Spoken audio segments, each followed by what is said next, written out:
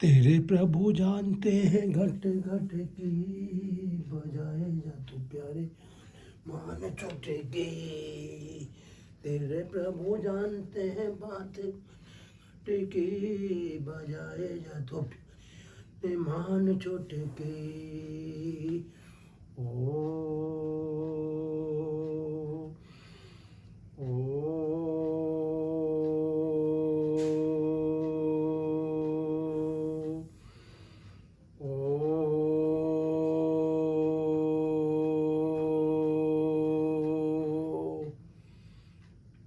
दीपावली के प्रकाश उत्सव पर सभी लोगों को आज बड़ी दीपावली की खूब खूब हार्दिक बधाई। दिव्य नारायण मानव सेवा संस्थान जो कि मुरादाबाद द्वारा संचालित है, जो उत्तर प्रदेश के मुरादाबाद में रहता है, जिसका कार्य है कि लोगों को समय से जगाना। देखिए बंधुओं, जब तक हम समय से नहीं जागेंगे तब तक हम अपना कोई भी कार्य पूर्ण नहीं कर पाएंगे। यानी कि जो समय है वो इतना पवित्र कड़ी है जिससे हम जुड़े रहेंगे तो जीवन में हम हर बीमारी से बचे रहेंगे। आज दीपावली का पावन पर्व है और लोग इस दिन के लिए बड़े बेचैन और हर्षित रहते हैं। मतलब कि उन्हें इतना उत्साह रहता है कि कब दीपावली आए और कब हम अपने घरों में दीपक जलाएं। देखिए, हमारा घर और प्लस ये शरीर दोनों एकाकार हैं। जिस प्रकार भक्त और भगवान, जब तक भक्त नहीं होगा तब तक भगवान भी नहीं आएंगे, जब तक भगवान नहीं होंगे भक्त भी कोई कार्य नहीं कर सकता। उसी प्रकार जैसे कि हमारा शरीर और शरीर के अंदर छुपी हुई बीमारी, जब तक शरीर से बीमारियां नहीं निकलेंगी तब तक शरीर का कोई अस्तित्व नहीं रहता, शरीर का कोई वैल्यू नहीं रहती। तो हमें शरीर को निरोग और सुखी बनाने के लिए उस प्रभु की शरण में जाना पड़ता और रोज जाना पड़ता। जिस प्रकार बच्चा भूखा हो जाता है तो वो रो रो के पुकारता है तो माँ उसे दूध पिलाती है, उसी प्रकार जब हम जीवन में हमारे कोई दुख सुख कोई मुसीबत आती है तो हम उस नारायण को याद करते हैं। देखिए, नारायण जो है हमारे अंतःकरण में इस प्रकार बैठे रहते हैं जिस प्रकार बालक अपनी माता की गोदी में सहन करता है। ये जो दीपावली का त्योहार आया है आपके लिए खुशियाँ लेके आया, आनंद लेके आया। इस त्योहार के ऊपर आप जो है अपने घरों में खूब सारे दीपक जलाएं, खूब लक्ष्मी गणेश का पूजन करें, खूब नारायण की भक्ति करें। ये आपके जीवन में खुशियाँ और आनंद लेके आता है। जो व्यक्ति परेशान है, दुखी हैं, उन्हें भी इस दिन जो है सारे दुखों को भूल के उस लक्ष्मी गणेश का ध्यान और पूजन करना चाहिए। देखिए, लक्ष्मी का मतलब होता है लक्ष्य की प्राप्ति। और देखिए, लक्ष्य की प्राप्ति कई तरीके से होती है। धन के द्वारा भी लक्ष्य की प्राप्ति होती है, प्राणायाम द्वारा भी लक्ष्य की प्राप्ति होती है, भक्ति के द्वारा भी लक्ष्य की प्राप्ति होती है और अंतःकरण में ध्यान करने से भी इस और लक्ष्य की प्राप्ति होती है। तो आइए आज दीपावली के शुभ दिन पर हम जो है अपने ऐसा प्रण लें, ऐसा संकल्प लें कि आज के दिन से हम अपने सारे कार्य अच्छे और सही करेंगे। यानी कि अब तक हमने जो जीवन में कार्य करे हैं, अच्छे करें या बुरे करें, हमें आज से उससे कोई मतलब नहीं। हमने आज से अपने वो पुराने खाते बंद कर दिए। आज से हम जो है लक्ष्मी नारायण का पूजन करते हुए हम आज से अपने नए खाते खोलेंगे। तो आइए ओम का ध्यान करते हैं।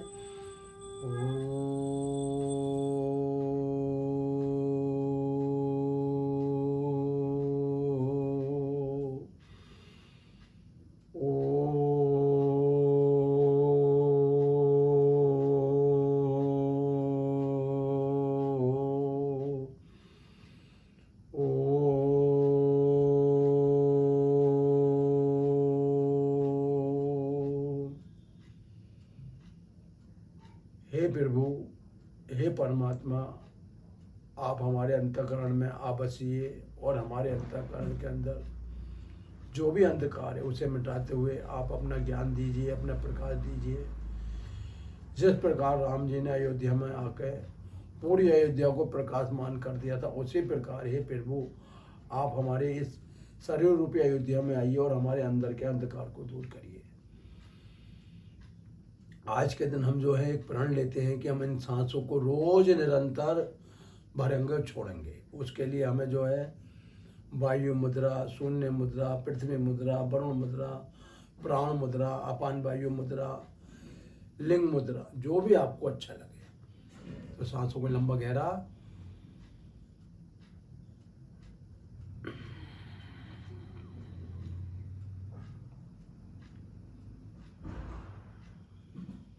देखिए, इस वर ने जो हमें सांसों को लेने और छोड़ने का तरीका बताया, वो इसलिए बताया है कि अंत में ये सांसें ही इस शरीर से बाहर निकलती हैं। और सांसें जब बाहर निकलती हैं, जब हम रोज इनका निरंतर ध्यान करते हैं, यानी कि अपनी प्राण शक्तियों को खींच के ऊपर तक लाना, और इसके लिए हमें करना घोर परिश्रम और प्रयास। तो एक बार फिर देखिए,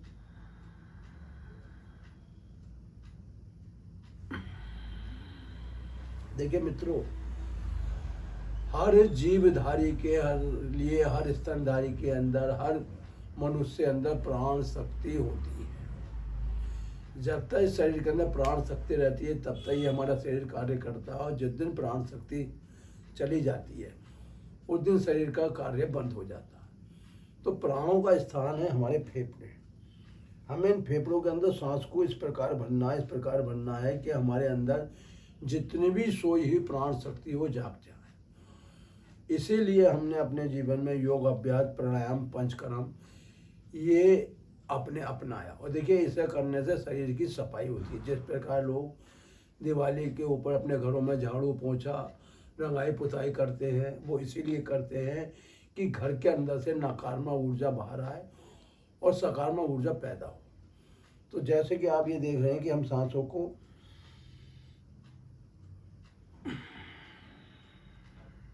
देखिए, सांसें जो हैं वो हमारा जीवन है, वो हमारी प्राण शक्ति है, वो हमारी याद शक्ति है। देखिए, जब हम लोग सांसों को अंदर नहीं भरते तो हमारी याद शक्ति भी कमज़ोर हो जाती है, हमारी आंखों की शक्ति भी कमज़ोर हो जाती है, हमारी कानों की शक्ति भी, हमारे फेफड़ों की गति भी कम हो जाती है, क्योंकि हम पूर्ण सांस लें। तो पूर्ण सांस लेने के लिए सबसे बढ़िया तरीका ये है कि कमर सीधी, गर्दन सीधी, और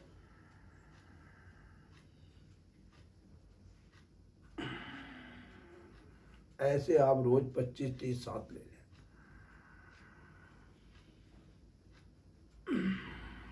देखिए, लंबी सांसें लेने से हमारा हार्ट कभी भी खराब नहीं होगा, न नसें ब्लॉक होंगी। इसका कारण यही है कि हम लोग सांस लेना और छोड़ना भूल गए हैं। हमारे ऋषि जो जब तप करते थे वो सांसों को अपने अधीन कर लेते थे, यानी कि प्राण क्रिया के द्वारा सांसों को चक्रों में आकर, देखिए जो हमारे चक्र हैं ये हमारी प्राण शक्ति है, और ये सूक्ष्म चक्र हैं और रहते शरीर के अंदर है, लेकिन इन्हें जगाना पड़ता है, और इन्हें जगाने के लिए स्वयं जागना पड़ता है।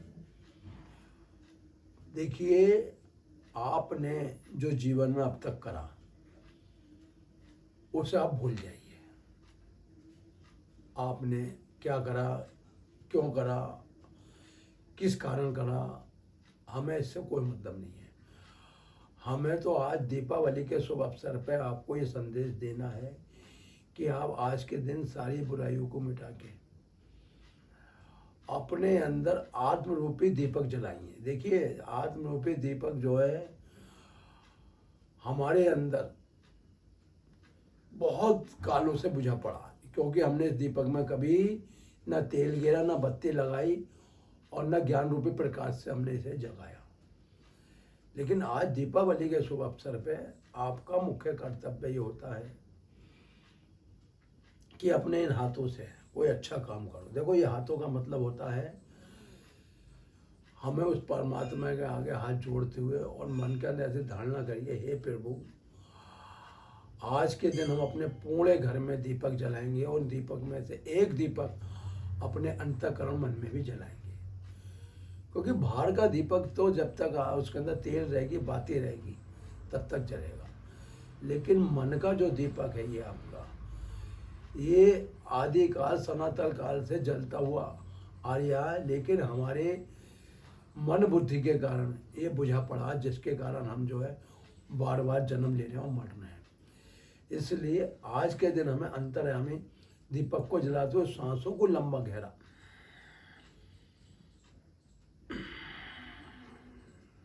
देखिए, एक बार जब सांसों की गति चल जाती है तो ये अनंत काल तक नहीं रुकती, सनातन काल तक नहीं रुकती।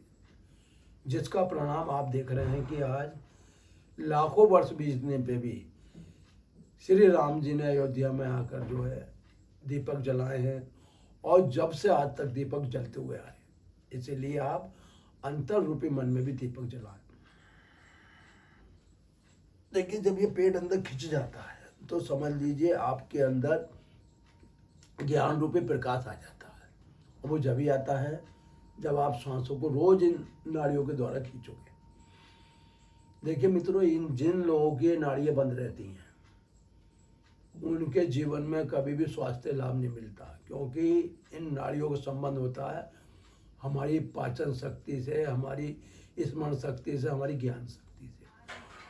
और ये जब भी जागृत होती हैं जब हम इसे रोज इन सांसों के द्वारा एकाकार करते हैं। तो कैसे?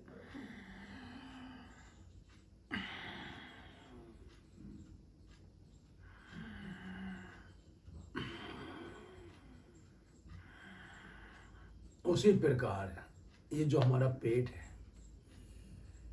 इसके अंदर जितना भी खाया पिया है वहाँ इकट्ठा हो जाता है। यानी कि छोटी आंत में जाते हुए, बड़ी आंत में जाते हुए, मलद्वार में निकलते हुए शरीर से बाहर आ जाता। और देखो, गंदगी जब तक शरीर में बनी रहती है तब तक हमारा वात और कफ और पित्त सामान्य नहीं हो सकता। कभी वात बढ़ेगा, कभी पित्त बढ़ेगा, कभी कफ बढ़ेगा। आज जो संसार में भिन्न भिन्न प्रकार की बीमारियां हैं, चाहे वो लीवर की बीमारी है, चाहे गुर्दे की बीमारी है, चाहे प्रोस्टेट की बीमारी है, चाहे त्वचा संबंधी बीमारी है, और चाहे हमारे नसों संबंधी बीमारी है, वो हमारे इन सांसों के कारण है। हम लोगों ने सांसें लेना छोड़ दिया है और सांसों का हम कभी चिंतन नहीं करते। लेकिन अगर आज हम ये अपने अंदर प्रण कर लें कि आज से हम रोज जो है 1 घंटा उस परम चेतना के लिए निकालेंगे, उस परमात्मा के लिए निकालेंगे जिसने हमें ये अनमोल जीवन दिया है। तो जैसा कि हम आपको बताते हैं, सांसें जो है नासिका के द्वारा ही बाहर निकलनी चाहिए, मुंह के द्वारा नहीं।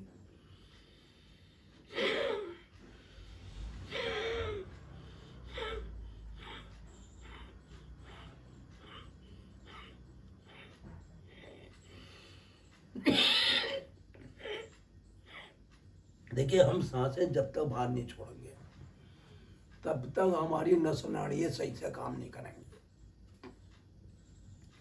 गले के अंदर जो नाड़ियाँ होती हैं इतनी बारीक और सूक्ष्म होती हैं कि कभी कभी आप लोग खाना खाते हो और फंदा लग जाता।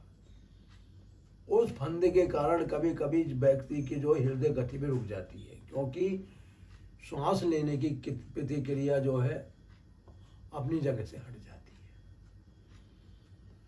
हमेशा अपने साथ खाना खाते समय गुनगुना जल रखें, और कभी धोखे से अगर आपका खाना अटक जाए, फंदा लग जाए,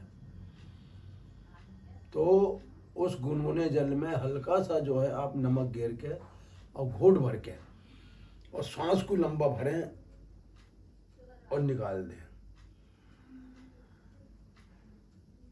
तो आपका अटका हुआ भोजन नीचे प्रवेश कर जाएगा या बाहर आ जाएगा, जिसके कारण आपके प्राणों की रक्षा हो जाएगी। तो जैसा कि मैं आपको बताता हूँ,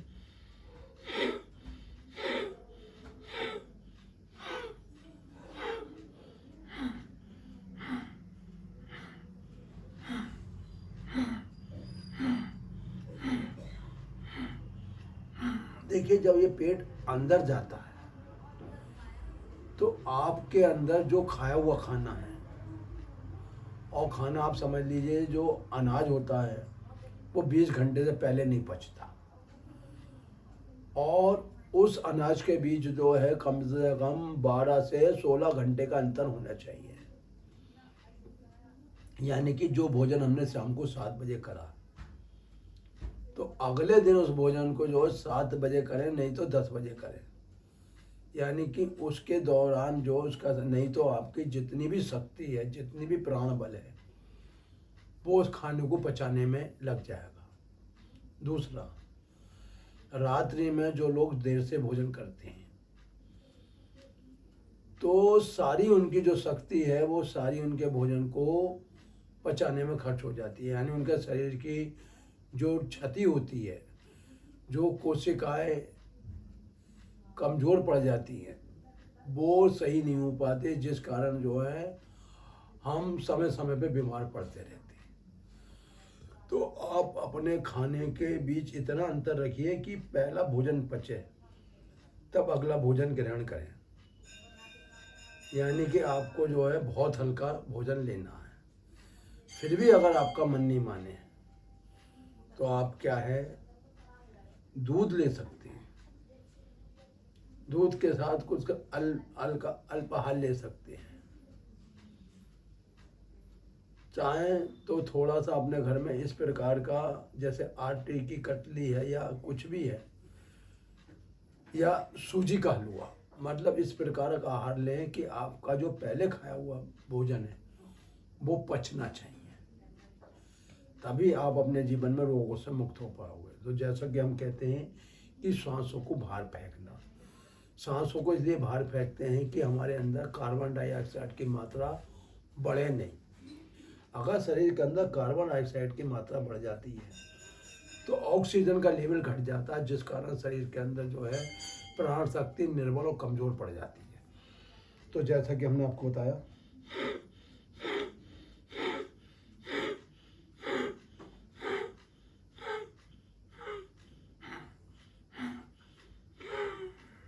ये पेट का खिंचना बहुत ज़रूरी है। पेट नहीं खिंचेगा, लीवर पे सूजन आ जाएगी। जैसा कि रात हम एक अपने परिचित मिलने वाले के घर गए थे, तो उनकी माताजी पिछले कई सालों से खटिया पे पड़ी हुई हैं।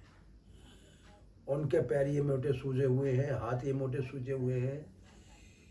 यानी कि उनके अंदर जो भोजन पचाने वाली शक्ति है उसने काम करना बंद कर दिया है। खून पानी में परिवर्तित हो चुका है और लीवर ने कम से कम 80% काम करना बंद कर दिया है, क्योंकि आदमी एलोपैथी पे ज़्यादा भागता है, इंजेक्शन भी लग रहे हैं, सब कुछ लग रहे हैं, लेकिन उसका तनिक लाभ नहीं मिल रहा। देखिए, अगर आप लोगों को बीमारियों से बाकी में मुक्ति पानी है तो आपको अपना किसी को बनाना पड़ेगा।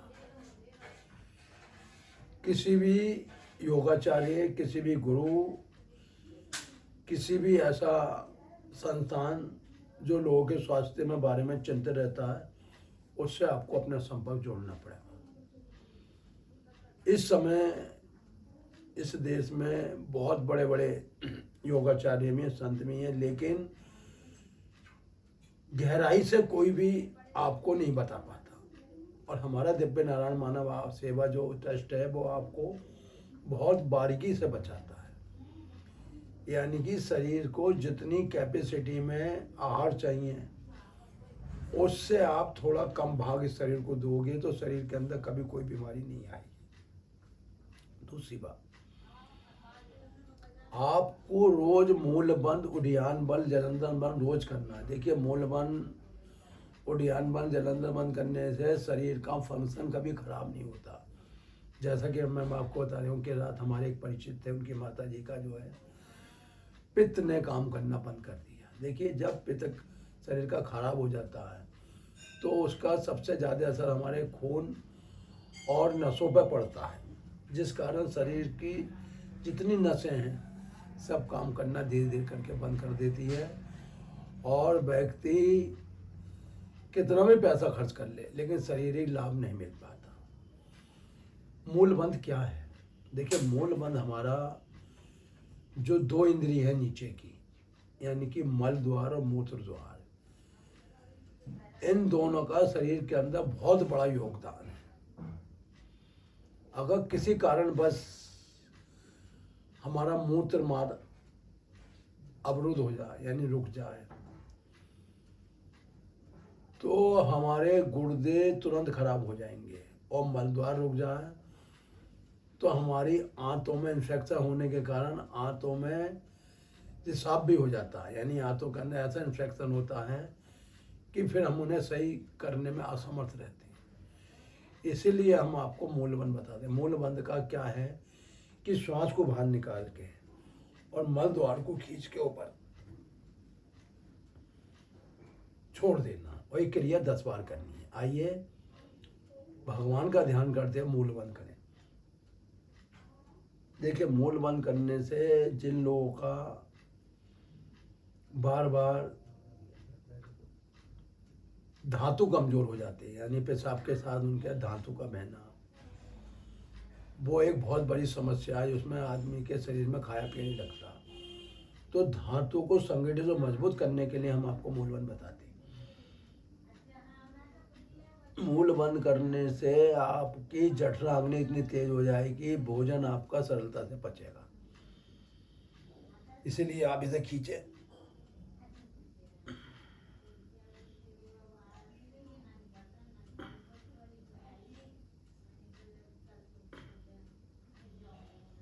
मूलबंध के पश्चात आपको उद्यान बंद करना है। देखिए, उद्यान बंद का मतलब यह है कि पेट के अंदर जो भी हमारे अवयव हैं, ऑर्गन है, वो पूर्ण रूप से जो प्राण शक्ति है अपने अंदर ग्रहण करें। वो कब होगा? जब हम सांस छोड़ के पेट अंदर खींच लेते हैं।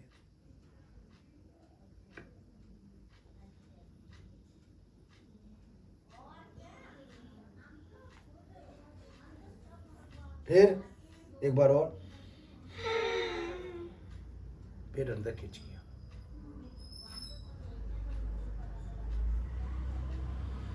देखिए, जो आपकी नाभि है, ये आपका ऊर्जा केंद्र है, अग्नि केंद्र है। इस नाभि के अंदर आप रोज अगर रात को 4 से 6 बूंद सरसों के तेल की या तिल के तेल की या बादाम की, जो आपको अवेलेबल है, इसमें लगा के अगर एक रुई का फाया लगा लेते हैं तो आपका भोजन शीघ्रता से पच जाएगा। देखिए, भोजन पचाने के लिए होती है रसों की ज़रूरत, अग्नि की ज़रूरत, और वो कब पचता है?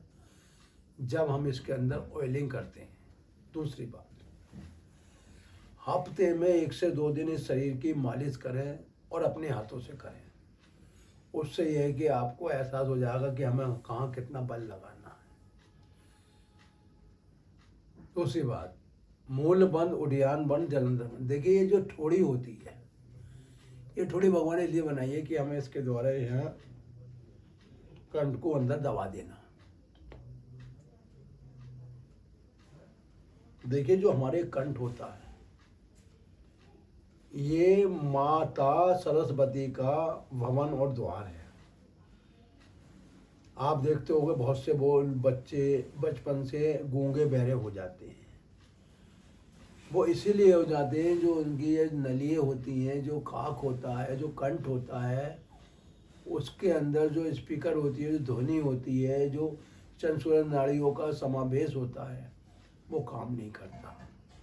यानी ठंडी और गर्म ऊर्जा उस कंठ में जाकर नहीं मिलती है। इसी कारण वो लोग बचपन से ही बहरे रह जाते हैं।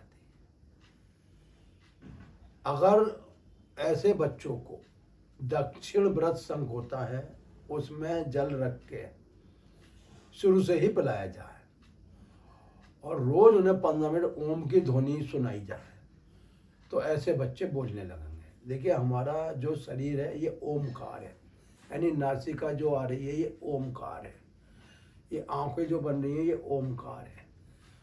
और भगवान शंकर जी ने भी और भगवान नारायण ने भी ये कहा है, अर्जुन, जो व्यक्ति बाकी में नारायण को पाना चाहता है और वो शरीर से स्वस्थ है, तो उसे रोज़ 1 से 2 घंटे ध्यान में बैठना जरूरी है। देखिए, ध्यान में बैठने से हमारी सोई हुई शक्ति जाग जाती है। और हमारा तो यही कहना है कि अगर आप ब्रह्म मुहूर्त में उठ के ध्यान करेंगे तो आपको उसका पूर्ण लाभ मिलेगा। देखिए, भगवान जो भ्रमण करते हैं, इस धरती पे आते हैं, वो ब्रह्म बेला में आते हैं। उसके बाद भगवान जो जाके अपने धाम को पधार जाते हैं, अपने कार्यों में लग जाते हैं, और जितने इस धरती पे प्राणी हैं उनका पालन करते हैं। इसलिए अगर हमें अपनी पूजा या पाठ करनी है तो ब्रह्म मुहूर्त में करनी है, और पूरब मुखी होकर करनी है। पूरब मुखी होने से हमारी प्राण शक्ति जो है ठीक प्रकार से शरीर में आती और जाती है। और हमारा जो सहन होना चाहिए वो भी पूरब मुखी होना चाहिए, भोजन भी पूरब मुखी होना चाहिए, नहाना धोना भी पूरब मुखी होने चाहिए, और जितने भी हमारे कार्य हैं सब पूरब मुखी होने चाहिए। अगर आपकी व्यवस्था नहीं है तो आप पश्चिम मुखी होकर भी सो सकती हो, और दक्षिण को भी सिर करके सो सकते हो, लेकिन दक्षिण की तरफ पैर करके कभी नहीं सोना चाहिए।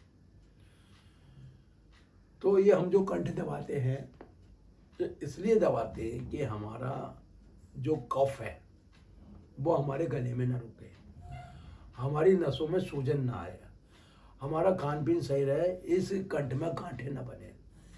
देखिए, आजकल संसार में कंठ के रोगी बहुत हो रहे हैं, और गले का कैंसर तो ऐसा है, कुछ को तो धूम्रपान करना, सिगरेट पीना, या केमिकल या मादक, कुछ लोगों को अपने आप ही खून की खराबी से, पित्त की खराबी से इस तरीके की बीमारी हो जाती है। तो आपको इससे बचने के लिए सबसे बढ़िया सरल उपाय है कि आप रोज 4 से 5 पत्ते तुलसी के उन्हें पीस लें, और रोज उन्हें जो है गुनगुने जल से उनका सेवन करें, तो आप कैंसर जैसी और गले जैसी बीमारी से बचे रहेंगे। इसके बाद ये जो नाड़ियाँ हैं, चंद्र सूर्य नाड़ी, ये नाड़ियाँ इतनी ऊंची नाड़ी हैं कि मैं आपको क्या बताऊं। जिस व्यक्ति ने नाड़ियों को अपने अधीन कर लिया उसने अपना मनुष्य जीवन सफल कर लिया। और इसके लिए हम, जैसा कि आप बताते हैं कि बाई नाड़ी से सांस लेना,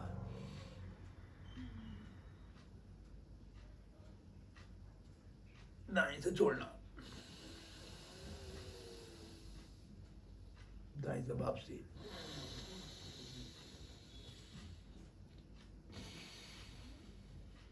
देखिए मित्रों, ये सभी लोग जानते हैं कि शरीर के जो दोष हैं वो 24 घंटे शरीर के अंदर ही रहते हैं, यानी वात भी शरीर में रहता है, कफ भी और पित्त भी।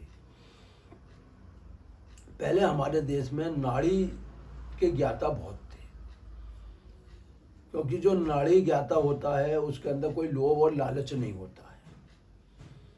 जिस प्रकार सुसेन वैद्य को ज्ञान था कि नाड़ी गति के द्वारा मनुष्य को ये पता लगा जा सकता है कि इसकी जो सांसें हैं कितने समय तक शरीर में रहेगी,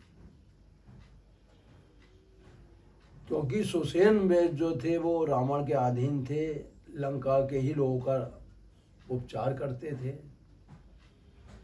लेकिन महाबली बजरंग बली के प्रयास से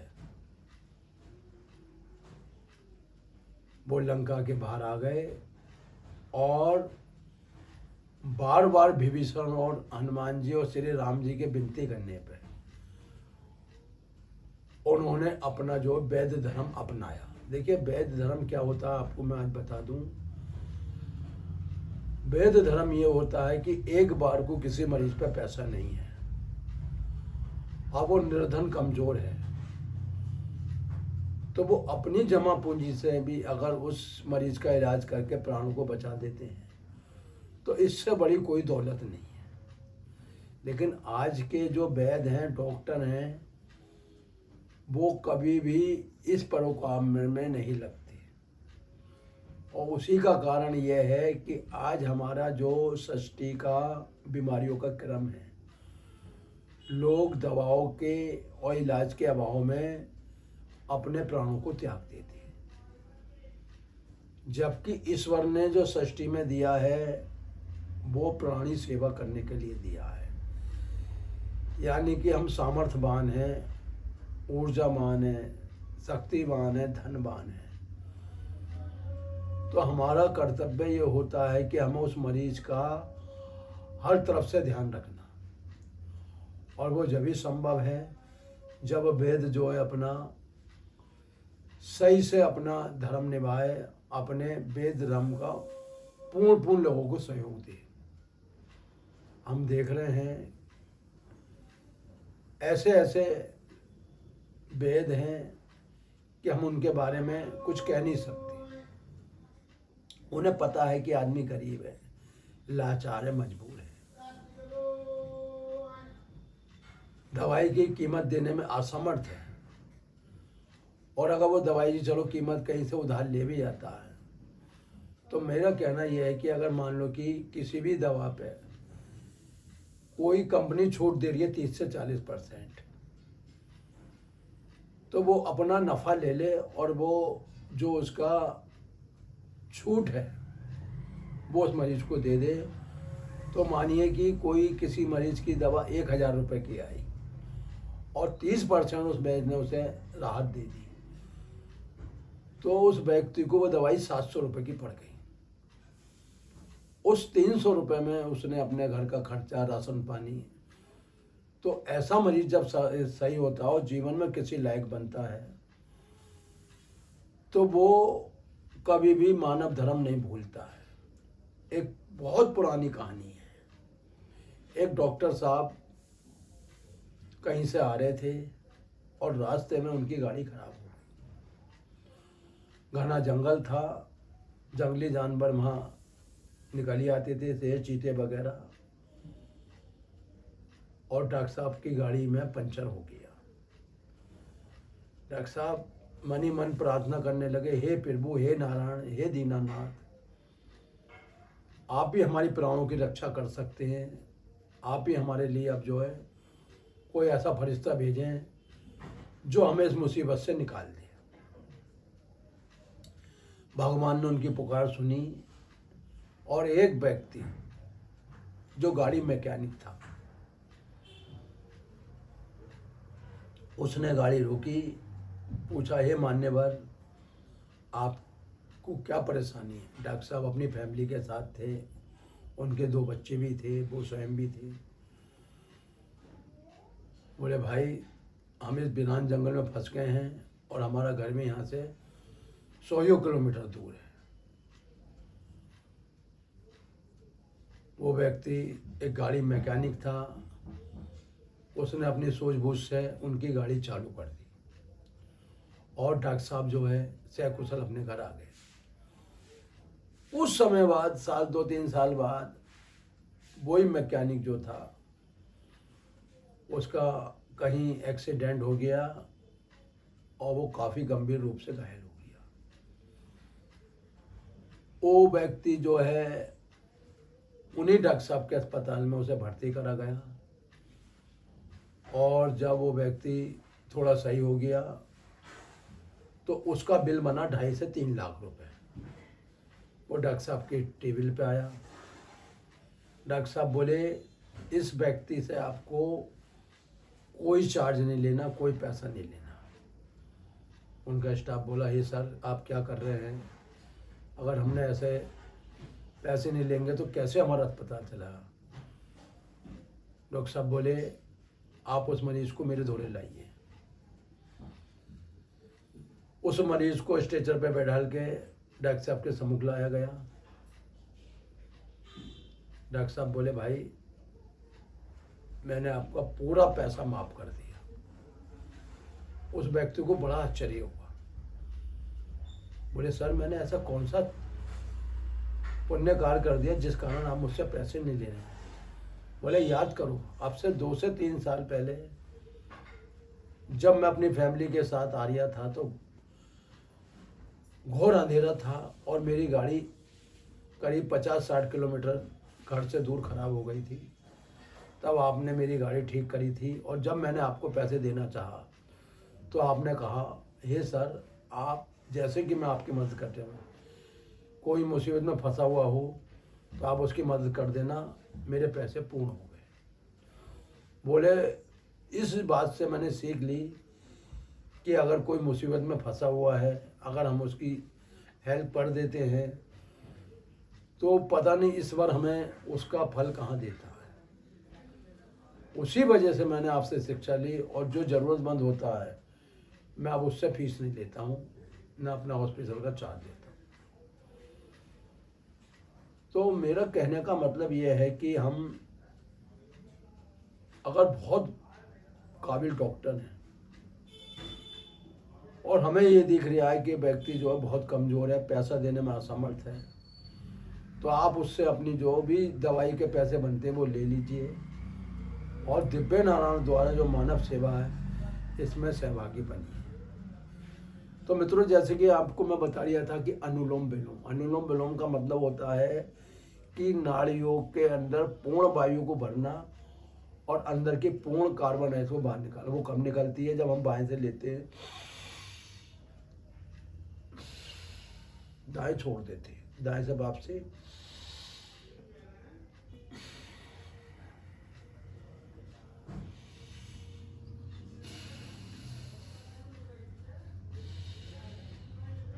देखिए हमारे शरीर के अंदर इतनी जहरीली गैसें बनती हैं, इतनी गैसें बनती हैं, अगर वो शरीर के अंदर अधिक समय तक रह जाती हैं तो शरीर के अंदर वो ऐसी ऐसी बीमारी पैदा कर जाती हैं। आजकल संसार में लाखों बीमारी ऐसी हैं जो आसानी से सही नहीं हो पाती। इसलिए आपको रोज 1 घंटे ध्यान प्राणायाम करना है, और अगर आप किसी का लायक हो, भगवान ने आपको बनाया है, तो इन हाथों से आप मानव सेवा करें, जिससे कि इस सृष्टि का बैलेंस बन जाए और लोग जो है दोबारा से जो है राम राज्य की कल्पना करते हुए अपने घरों में प्रेम रूपी दीपक जला सके। इसके बाद आपको ब्राह्मणी प्राणायाम करना है, क्योंकि ब्राह्मणी प्राणायाम करने से मन की शांति और अंतःकरण की शुद्धि होती है।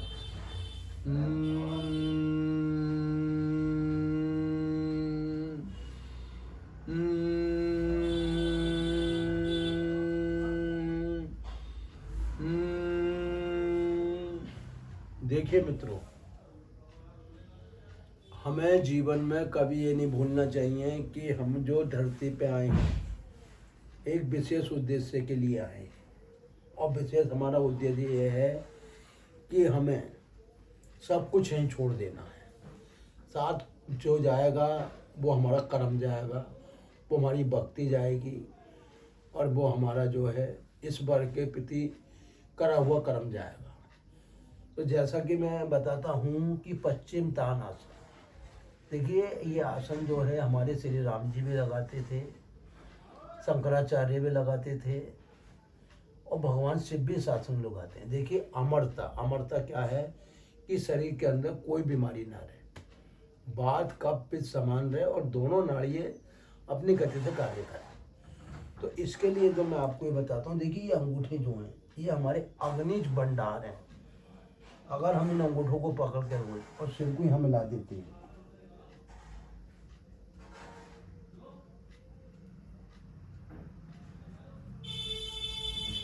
और श्वास भरते हुए ऊपर उठ जाते हैं, और ये क्रम हमने 3 से 5 बार अपनाया।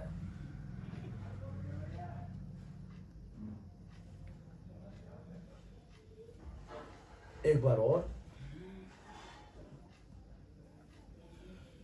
तो जीवन में समझिए आपका लीवर खराब नहीं होगा, आपके अंदर एलर्जी नहीं होगी, आपके अंदर जो आपका आमाशय है, पित्ताशय है, गर्भाशय है, वो कभी खराब नहीं होगा। आजकल गर्भों के जो रोग हो रहे हैं वो इसी वजह से हो रहे हैं कि हमारा अंदर का सिस्टम जो है फेल हो चुका है। दूसरी बात, भोजन करने के बाद देखिए ऐसे करके आपको कमर सीधे करके बैठना है।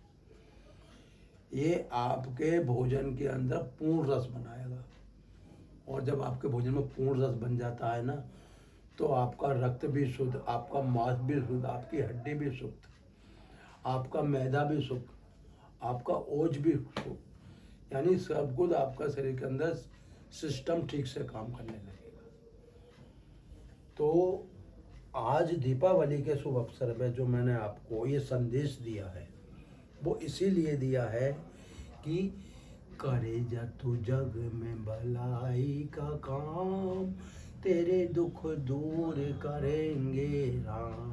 कि जा तू जग में भलाई का काम, तेरे दुख दूर करेंगे राम।